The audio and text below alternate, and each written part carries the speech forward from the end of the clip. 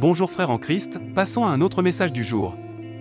Avant cela, aidez-nous en vous abonnant et en aimant cette vidéo et partagez-la également avec un autre frère.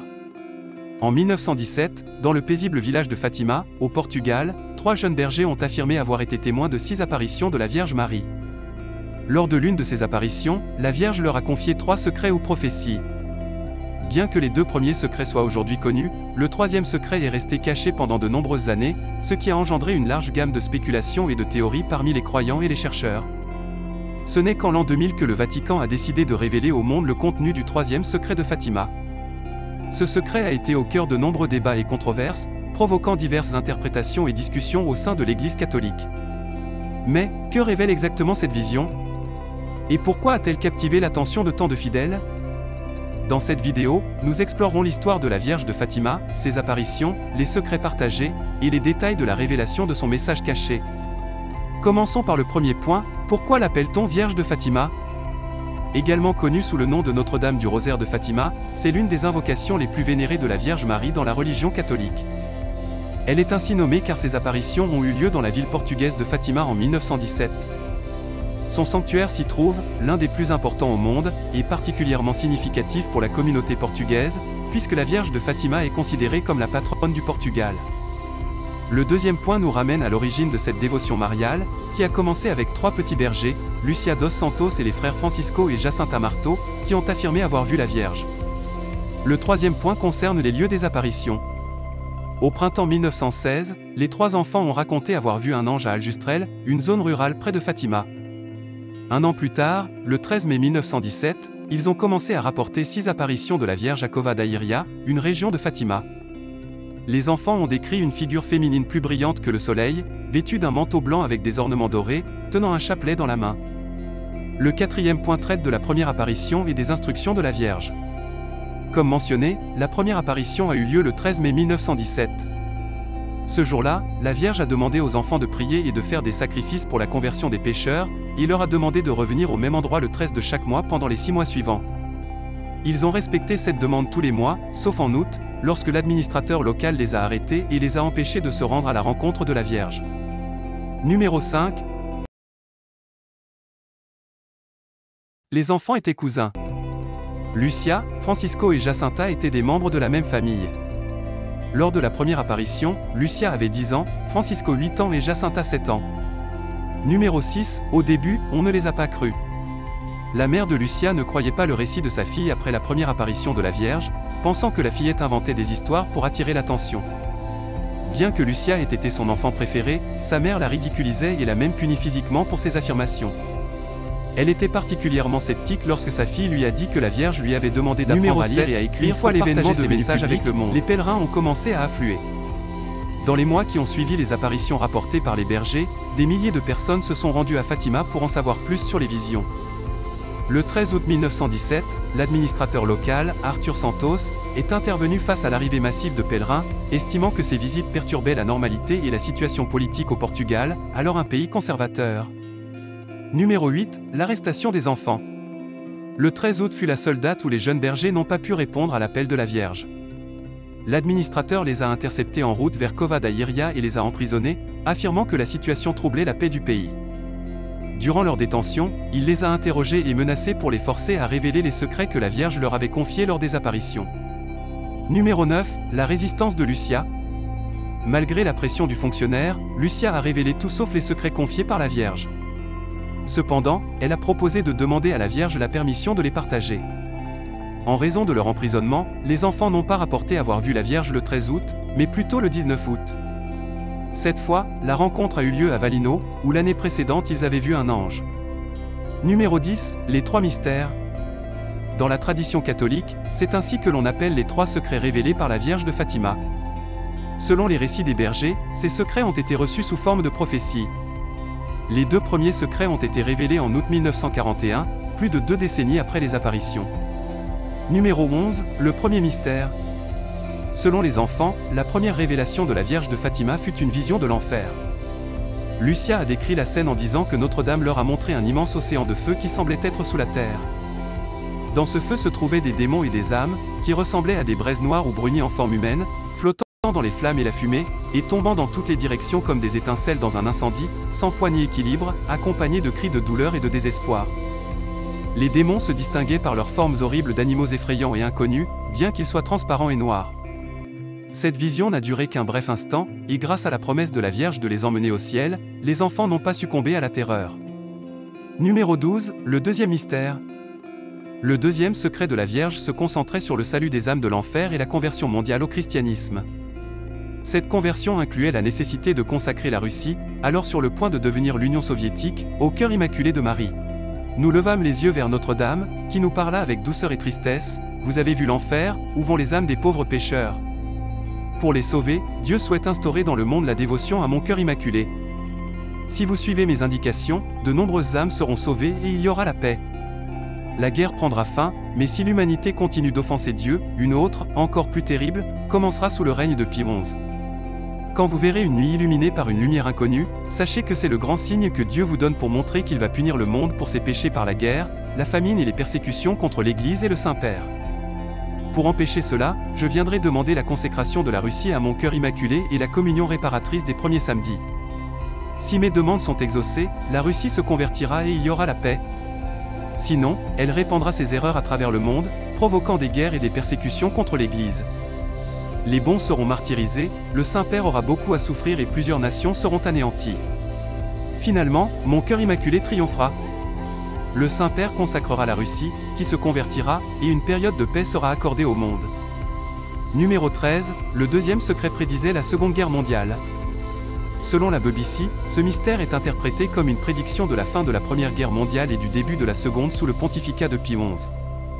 On le voit dans le passage du message qui dit « Quand vous verrez une nuit illuminée par une lumière inconnue, sachez que c'est le grand signe que Dieu vous donne pour montrer qu'il va punir le monde pour ses péchés par la guerre, la famine et les persécutions contre l'Église et le Saint-Père. » Ce mystère stipulait que la Russie devait se convertir au christianisme. Cependant, en 1917, la révolution russe transforma l'Empire en Union des républiques socialistes soviétiques, un régime communiste qui rejetait le catholicisme.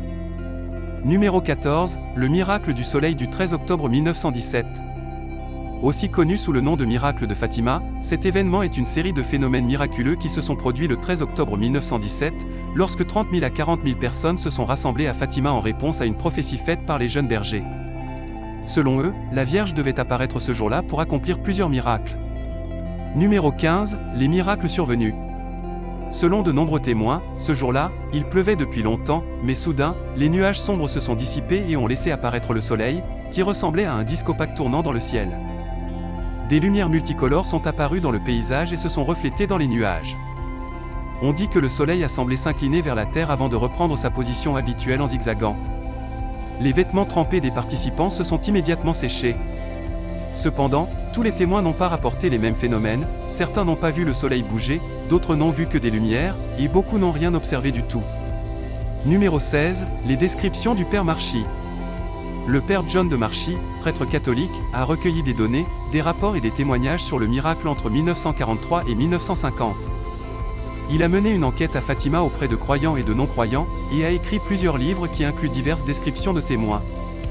Par exemple, Domingo Pinto Coelho a écrit dans le journal catholique Orden que le soleil, argenté et entouré d'une lumière grise et vaporeuse, tournait et virevoltait en cercle parmi des nuages dispersés. La lumière prit une magnifique teinte bleue, comme si elle avait traversé des vitraux de cathédrale, et s'étendit sur les personnes agenouillées, les mains tendues. Les gens pleuraient et priaient, la tête découverte, en présence d'un miracle qu'ils attendaient depuis longtemps. Au fil des ans, Lucia a raconté que lors de la deuxième apparition de la Vierge, le 13 juin 1917, elle avait été avertie que ses deux cousins, Jacinta et Francisco, mourraient bientôt. Astérisque astérisque comment Jacinta et Francisco sont-ils décédés astérisque astérisque. Jacinta et Francisco ont contracté la grippe en 1918, lors de la pandémie mondiale connue sous le nom de grippe espagnole.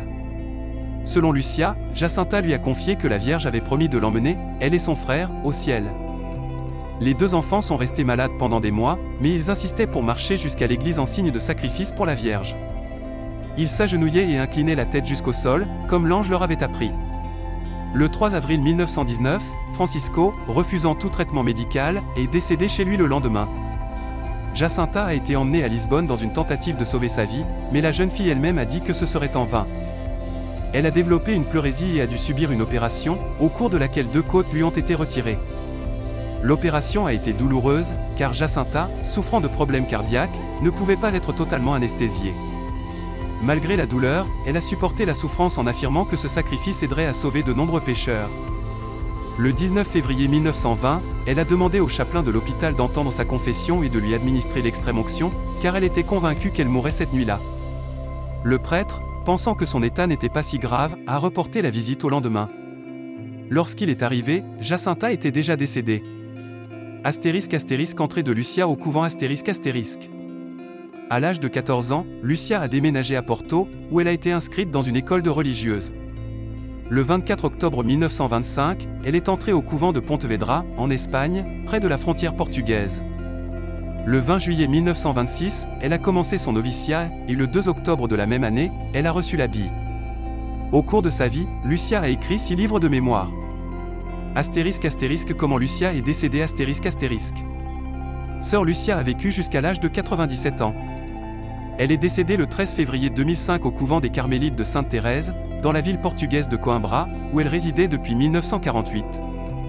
Ces dernières années, sa santé s'était considérablement détériorée, lui causant des douleurs, la cécité et la surdité. Béatification et canonisation de Jacinta En 1935, le corps de Jacinta Marto a été exhumé et trouvé en parfait état de conservation, tandis que celui de son frère s'était déjà décomposé. Le processus de canonisation des deux a été entamé en 1946, mais il a été interrompu par le pape Pie XII, qui considérait que les enfants ne possédaient pas la vertu héroïque nécessaire. Cependant, en 1979, le processus a été rouvert après que plus de 300 évêques ont demandé au pape de réévaluer l'affaire. En 1989, le pape Jean-Paul II les a déclarés vénérables et en 2000, il a béatifié les deux enfants. Lors du centenaire de la première apparition, le 13 mai 2017, le pape François les a canonisés, faisant d'eux les plus jeunes saints du catholicisme et les seuls à ne pas être morts en martyrs. Publication du troisième secret Le dimanche 13 mai 2000, lors de la béatification de Jacinta et Francisco, le Vatican a annoncé la révélation du troisième secret de Fatima. Le cardinal Joseph Ratzinger, futur pape Benoît XVI, a été chargé de révéler le contenu, qui décrivait une vision d'un ange avec une épée de feu menaçant d'incendier le monde, mais étant empêché par la lumière émanant de la main droite de la Vierge. La vision comprenait également le Saint-Père, des évêques, des prêtres et des fidèles montant une montagne, culminant avec la mort du pape par un groupe de soldats. La révélation a suscité des controverses, certains auteurs suggérant que le Vatican n'avait pas publié l'intégralité du secret, malgré les affirmations contraires. Controverse sur le troisième secret Certaines sources affirment que Lucia a insisté pour que le troisième secret soit révélé en 1960, car elle pensait qu'il serait mieux compris à ce moment-là. Cependant, le Vatican a émis un communiqué affirmant que le secret pourrait rester scellé pour toujours, ce qui a suscité des spéculations sur son contenu. Des écrivains ont suggéré l'existence d'un document supplémentaire parlant de l'Apocalypse et d'une grande apostasie. Malgré ces allégations, le Vatican maintient que le secret a été entièrement révélé en 2000, citant une interview avec Lucia, au cours de laquelle elle a confirmé cette révélation. Ce que le Vatican dit des trois secrets prophétiques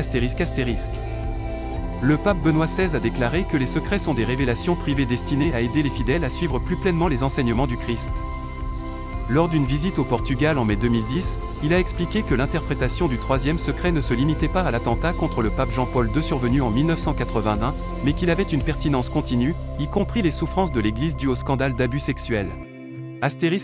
Pèlerinage au sanctuaire de Fatima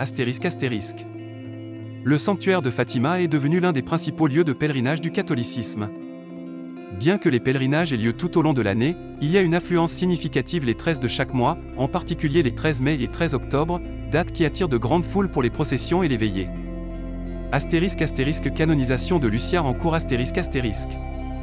Le 13 février 2008, lors du 3e anniversaire de la mort de Lucia, le pape Benoît XVI a levé la période d'attente de 5 ans pour l'ouverture de son procès en béatification. Le 13 février 2017, elle a reçu le titre de servante de Dieu, première étape vers la canonisation. Le 22 juin 2023, le pape François l'a déclarée vénérable, la plaçant sur la voie de la sainteté. Interprétation des secrets de Fatima Les secrets de Fatima ont reçu diverses interprétations, notamment en relation avec des phénomènes politiques, des guerres et des conflits. Le pape Jean-Paul II a déclaré en 1980 que les papes précédents avaient caché le troisième secret pour éviter que le communisme ne soit encouragé à attaquer la religion. Jusqu'à aujourd'hui, il existe de multiples visions et attentes concernant le troisième secret de Fatima et son importance pour l'humanité, le catholicisme et l'avenir de l'Occident. Si tu es nouveau sur notre chaîne, n'oublie pas de t'abonner. Merci beaucoup de faire partie de notre communauté. À l'écran, 2 autres vidéos apparaîtront au cas où tu voudrais continuer à nous regarder. Que Dieu te bénisse et te protège toujours. Amen.